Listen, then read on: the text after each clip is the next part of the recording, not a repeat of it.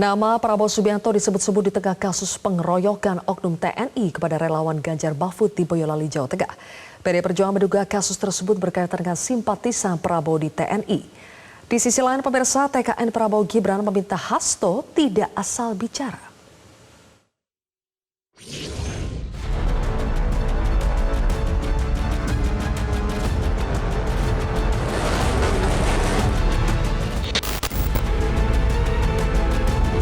Buntut dari kasus penganiayaan relawan Ganjar di Boyolali oleh anggota TNI, PDI Perjuangan memprotes keras atas tindakan itu. Sekjen PDIP Hasto Kristianto menuduh tindakan kekerasan itu bermula dari kerancuan Prabowo Subianto sebagai Menteri Pertahanan dan sebagai calon presiden. Hasto memandang aksi kekerasan sejumlah anggota TNI di Boyolali menunjukkan ada kesan ikatan emosional antara Prabowo dan TNI. Apalagi hal ini dibuktikan dengan tidak adanya tanggapan dari Prabowo yang mengutuk keras aksi tersebut. Sekjen PDIP itu pun mendesak Panglima TNI untuk segera menindak anak buahnya agar nama baik TNI tidak dikorbankan oleh para oknum anggota. Memang ada yang salah mempersepsikan Pak Prabowo dalam kapasitas beliau sebagai Menhan dan sebagai calon presiden. Ini yang harus dibedakan. Karena itulah kembali kami percaya bahwa TNI Polri akan menjaga kewibawaan institusinya untuk netral, jangan masuk dalam dugaan politik praktis. Ini yang paling penting. Tetapi terhadap kasus penganiayaan yang terjadi di Boyolali itu jelas-jelas menunjukkan suatu sikap yang tidak terpuji. Kini tim kampanye nasional Prabowo Gibran merespons pernyataan Hasto itu. Wakil TKN Habibur Rahman menilai Hasto asal tuduh soal kasus pengeroyokan relawan Ganjar. Habib juga meminta Sekjen PDIP itu untuk introspeksi dan menghindari narasi bernada provokatif. Sementara itu sebelumnya Panglima TNI Jenderal Agus Subianto memastikan kasus penganiayaan di Boyolali sudah ditangani oleh Dandim Boyolali, termasuk melakukan berbagai langkah kepada para korban. Agus menyebut penanganan kasus merupakan ranah kasat dan sudah ditangani permasalahan itu. Dandim sudah memberikan pernyataan ya tentang kejadian yang di Boyolali itu. Kemudian Dandim juga sudah melakukan langkah-langkah memberikan santunan dan sebagainya. Ya, saya rasa itu ranahnya Bapak Kasat ya. Bapak Kasat sudah memerintahkan unsur satuan terkaitnya untuk menangani masalah itu. Ya. Tim Liputan Metro TV. Kasus penganiayaan relawan Ganjar Mahfud oleh oknum TNI di Boyolali, Jawa Tengah memicu kecurigaan Sekjen PDI Perjuangan Hasto Kristianto bahwa ada simpatisan Prabowo Subianto di tubuh TNI. Hasto juga menekankan bahwa Prabowo tidak mengutuk keras penganiayaan relawan Ganjar Mahfud oleh oknum TNI AD. Benarkah ikatan emosi antara TNI dengan Capres 02 Prabowo Subianto yang sekaligus adalah Menteri Pertahanan sulit membuat TNI bersikap netral dalam Pilpres 2024? Saya akan membahasnya bersama dengan Direktur Hukum TPN Ganjar Mahfud Roni Talapesi, Wakil Komandan Relawan TKN Prabowo Gibran Immanuel Ebenezer atau Bang Noel, dan juga Direktur Eksekutif Amnesty International Bang Usman Hamid. Selamat malam semuanya. Selamat malam, Silvi. Selamat malam. Oke, semuanya sudah hadir. Saya ke Bang Noel dulu. Bang Noel, Hasto bilang ada simpatisan Prabowo di tubuh TNI, ada kerancuan Prabowo ini sebagai Menhan dan juga sebagai Capres. Apakah tudingan ini masuk akal? Ini kan kejadian apapun terkait dengan apapun yang dalam konteks politik hari ini selalu dikait-kaitkan dengan Pak Prabowo. Apalagi dengan kita lihat ada kejadian kemarin ada penganiayaan karena itu yang menganiaya adalah oknum TNI, seakan-akan itu langsung disimpulkan bahwa itu adalah simpatisannya Pak Prabowo. Itu kan kurang ajar menurut saya. Ini tuduhan-tuduhan yang sebetulnya semakin tidak membuat rakyat simpatik. Kan itu sudah ditangani, lantas sudah dihukum. Karena kita tidak mau setiap kejadian selalu aja dikait-kaitkan dengan bahwa ini adalah Prabowo. Kemudian waktu juga kejadian waktu di Solo ada anggota polisi kena tugas rutin dianggap melakukan teror dan intimidasi. Saya lihat ini narasi-narasi yang dilontarkan Hasto ini tidak menunjukkan Hasto sebagai partai besar. Harusnya dia malu nih. Hasto harusnya mengkoreksi cara berpikir, yang dia sekutu adalah cara berpikirnya Hasto sendiri. Kadang-kadang kita jadi tidak respect rakyat dengan narasi-narasi yang kecenderungannya melakukan insinuasi terhadap kita sebagai pendukung Pak Prabowo. Langsung Prabowo aja, kejadian apapun Prabowo terus. Tapi ya nggak apa-apa lah. Pak Prabowo sudah terbiasa untuk dihina, ditipu, bahkan dipermalukan. Tapi Pak Prabowo selalu menganggap orang-orang yang menuduh dia, lantas juga merendahkan dia, bahkan yang menipu dia, beliau tetap menghormati. Itulah sikap kedewasaan Pak Prabowo sebagai calon pemimpin di 2024. Pak Prabowo udah nggak kaget dengan hal kayak begini, tuduhan-tuduhan apapun, karena beliau sosok yang sudah teruji dalam proses politik, proses demokrasi yang sudah berjalan beberapa puluh tahun.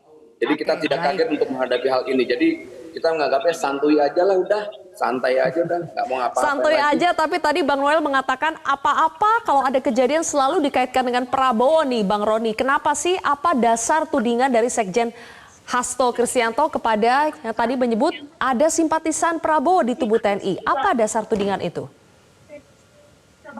Ya, pernyataan Mas Hasto itu bukan tidak mendasar ya, karena kita sudah lihat beberapa contoh ya. Pertama kita lihat aktivitas Pak Prabowo sebagai Menhan dan juga sebagai Capres. Di dalam musim pemilu ini, aktivitas sebagai Menhan sering melibatkan banyak anggota TNI aktif. Itu yang kita lihat. Yang pertama. Yang kedua, kita lihat pernah ada kejadian Mayor Teddy ya, sebagai perwira aktif juga pun kita lihat di dalam debat memakai seragam tim paslon 02. Dan juga pun kemarin kita mendapatkan berita juga ketika Pak Prabowo mendatangi Cilincing. Setelah Pak Prabowo mendatangi Cilincing, ada datang Babinsa juga untuk meminta data. Nah, di sini kita menyampaikan bahwa kita perlu menjaga dan mengawal TNI dari politik praktis. Sudah banyak yang dilakukan oleh TNI sebagai institusi seperti membuat buku saku prajurit dan lain-lain. Nah, giliran pihak di luar TNI ini yang harus aktif dan menjaga, jangan membuat TNI di dalam posisi dilematis. Contoh seperti kasus Mayor Teddy. Ini harus jelas. KPU juga pun mengatakan ini sudah melanggar. Ini sudah tidak dalam kepantasan, dalam semangat demokrasi. Nah, ini merupakan masukan buat teman-teman TKN yang juga pun Bung Noel ya, mungkin bisa menyampaikan ke Pak Prabowo gitu kan. Dalam proses demokrasi ini kita harus jaga bersama, dan saya yakin Bung Noel ini dulu berjuang juga untuk menuntut dicabutnya divisi ABRI. Sekarang Bung Noel juga harus berani mengingatkan Pak Prabowo agar jangan melibatkan anggota TNI aktif dalam kampanye Capres. Jadi menurut saya Mbak Silvi ini bukan tidak ada sebab ya, karena sudah ada indikator. Dan yang kemarin kejadian di Boyolali, kami juga pun menunggu ketegasan dari tim paslon 02 yang mengecam aksi kekerasan. Sampai saat ini belum ada yang mereka menyampaikan bahwa mereka mengecam kekerasan. Apapun sebabnya, apapun kejadiannya, tetap kita harus sepakat bahwa demokrasi ini tidak boleh ada kekerasan. Baik. Itu yang perlu kita sampaikan ke teman-teman. Oke, Bang Noel coba ditanggapi dulu, sampai sekarang tidak ada sikap tegas dari 02 maupun Pak Prabowo yang mengutuk keras kasus penganiayaan ini? Ya,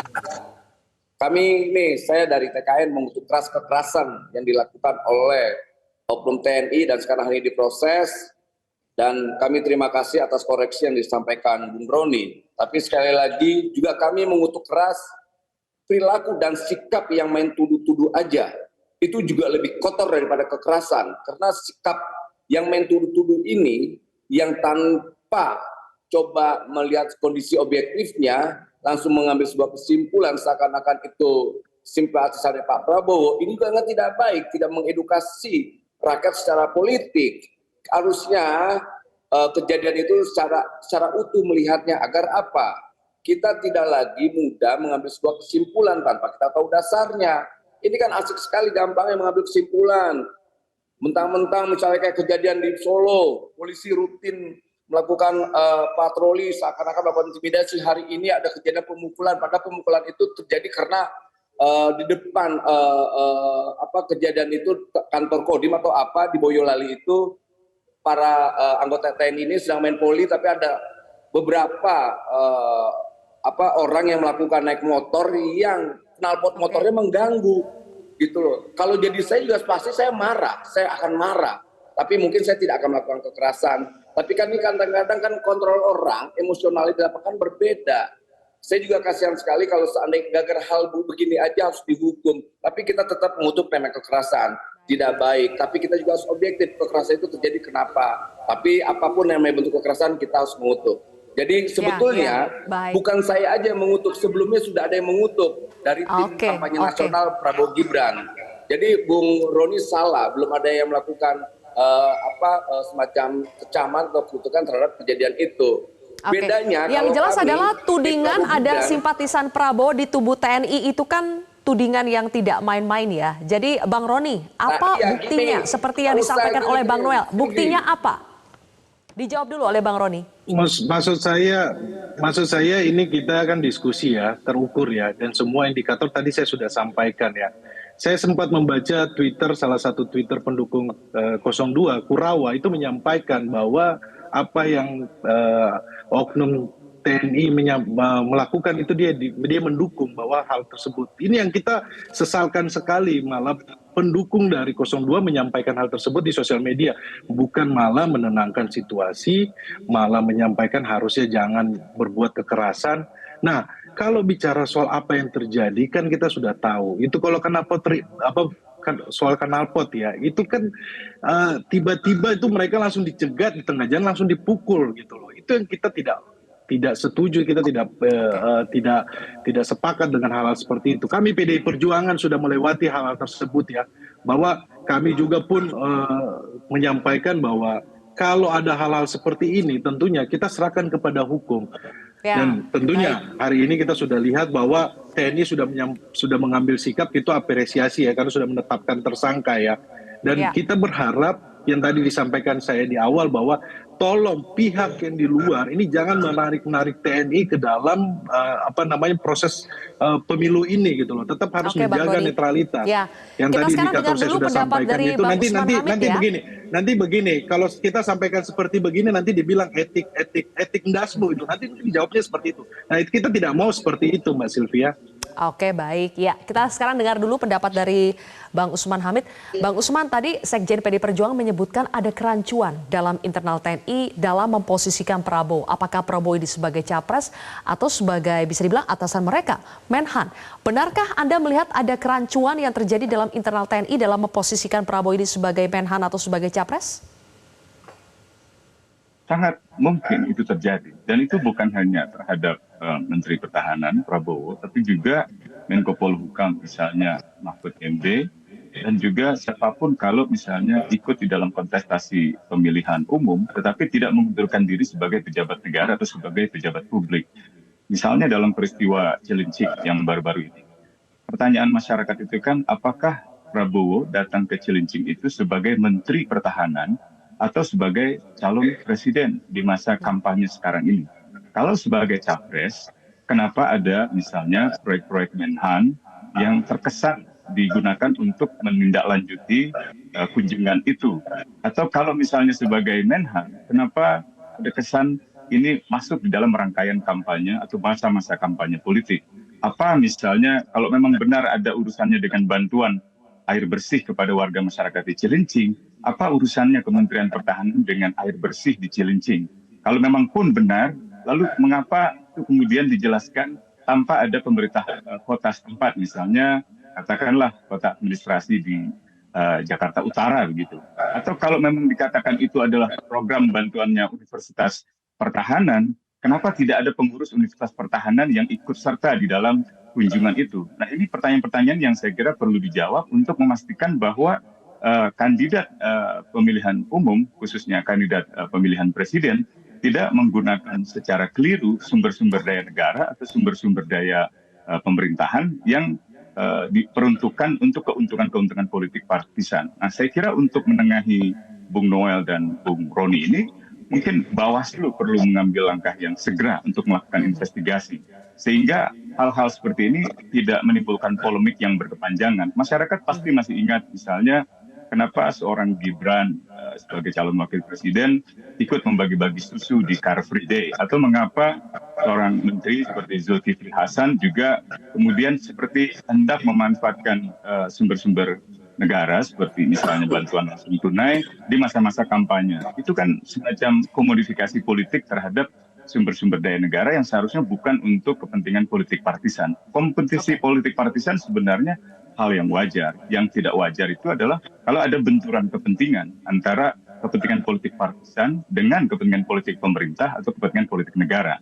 Pada titik inilah saya bisa mengerti mengapa ada kesan bahwa peristiwa di Cilincing, misalnya dengan peran Mayor Teddy, atau tadi Bung Roni menyebutkan Mayor Teddy menggunakan seragam 02 di dalam acara KPU, atau dalam peristiwa di Boyolali dikesankan memiliki semacam keterkaitan dengan iklim kampanye politik saat ini, itu sebenarnya masih bisa dimengerti. Tapi mungkin sebab utamanya adalah presiden sendiri, karena presiden sebagai panglima tertinggi dari TNI, sebagai kepala negara, sebagai kepala pemerintah, justru memberikan keberpihakan yang sangat jelas kepada salah seorang kandidat atau sebagai kepada salah Oke, kita harus jeda terlebih dahulu. Nanti silakan ditanggapi oleh Bang Noel dan juga Bang Roni, dan kita juga akan bahas apa iya betul gerakan untuk mengamankan suara untuk paslon tertentu dilakukan oleh oknum-oknum TNI secara TSM. Nanti kita akan bahas lebih jauh pemirsa, usai jeda. Baik pemirsa, kita lanjutkan kembali masih bersama dengan Bang Noel, Bang Roni dan juga Bang Usman. Jadi Bang Noel, tadi Bang Usman menyoroti soal tidak lepasnya peran Presiden Jokowi yang mengizinkan agar pejabat yang maju dalam kontestasi Pilpres itu tidak perlu mundur dari jabatannya, sehingga menimbulkan kerancuan di lapangan ini sebagai atasannya atau sebagai kontestan Pilpres. Bagaimana tanggapan Anda? Ya, kalau begitu jangan sarahin Pak Jokowinya, kan di Mas Ganjar Wapresnya juga Menko Polhukam itu kan Pak Mahfud juga sama, hal yang sama, nggak biasa aja lah. Karena kita nggak mau terlalu mengkait-kaitkan seakan-akan Pak Jokowi melegitimasi apa yang dilakukan instrumen negara dalam mengawal sebuah kemenangan salah satu calon. Saya rasa sikap TNI, sikap institusi kepolisian sudah jelas. Mereka akan tetap bersikap netral. Dan kita kawal itu. Kemudian kalau ada orang simpatisan, soal simpatisan juga di kepolisian juga ada yang simpatis terhadap Mas Ganjar, ada yang suka dengan Mas Anies, kan nggak salah. Yang nggak boleh itu institusi negaranya, institusi besar ini digiring gitu loh. Kita sepakat soal itu. Saya rasa sudahlah, kita coba bicara tentang fokus bagaimana 2024, kan ini udah bagus nih. Menghadapi 2024, kondisi masyarakatnya sangat kondusif, semua menuju pada hal yang positif. Kita lihat Mas Ganjar bicara tentang gagasan, Mas Anies juga bicara tentang gagasan, Pak Prabowo juga. Ya udah gagasannya kita lihat nanti, apalagi harus kita ributkan lagi. Orang semua udah pada senang-senang kok.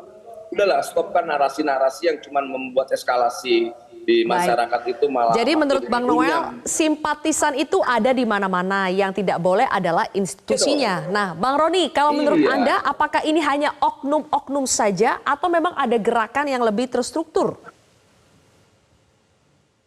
Iya, untuk menjawab yang soal Pak Menko Polhukam ini, saya coba jawab dulu Mbak Sylvia. Kalau Pak Menko Polhukam ini tahu posisi.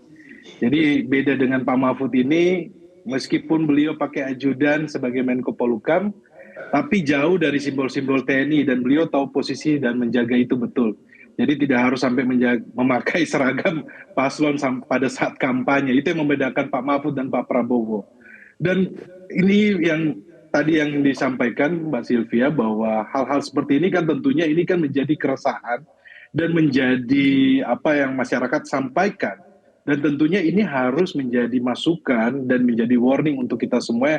Dalam hal ini kita menjaga proses pemilu ini agar berjalan sesuai dengan tujuan berbangsa kita meningkatkan kualitas demokrasi kita, itu yang paling penting ya. Dan kalau tadi Bung Usman menyampaikan, saya sepakat ya, bahwa akar permasalahan karena Pak Prabowo ini sering beraktivitas tidak jelas kapasitasnya sebagai Menhan kah atau sebagai Capres. Sebagai Menhan kan banyak aktivitasnya melibatkan TNI aktif. Contohnya dulu yang meresmikan sumur ya, sumur di Jawa Barat itu menggunakan fasilitas dari helikopter dari Angkatan Udara. Nah di sini jadi pertanyaan di masyarakat tentunya menjadi PR dan harus menjawab ya.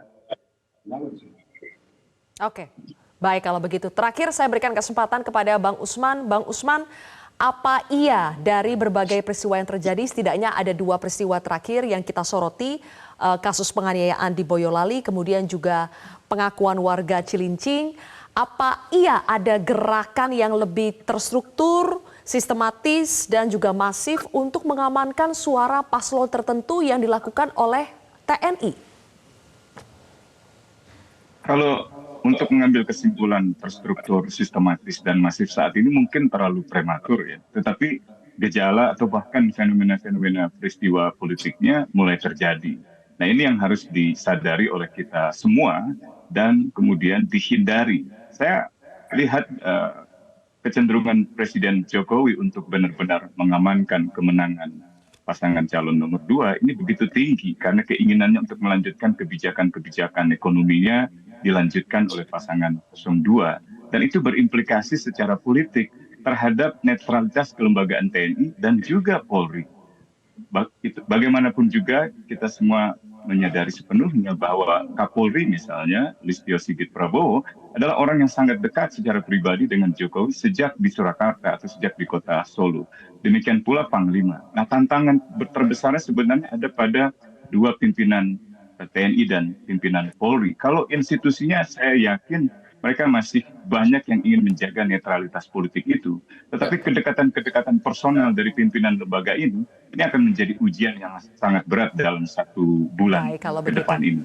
Mudah-mudahan tentu saja peristiwa-peristiwa Boyolali itu dibongkar tuntas dan tidak ada lagi peristiwa semacam itu. Tidak ada juga penyalahgunaan sumber-sumber negara, sumber-sumber pemerintahan untuk kepentingan politik partisan seperti yang terjadi pada kasus Zulkifli Hasan atau Gibran bagi-bagi susu atau dalam kasus Cilincing. Baik kalau begitu. Terima kasih atas waktunya Bang Usman, Bang Roni, dan juga Bang Noel. Sayang sekali waktu kita terbatas. Kita lanjutkan kembali nanti di kesempatan berikutnya. Terima kasih. Jelajahi cara baru mendapatkan informasi. Download Metro TV Extend sekarang.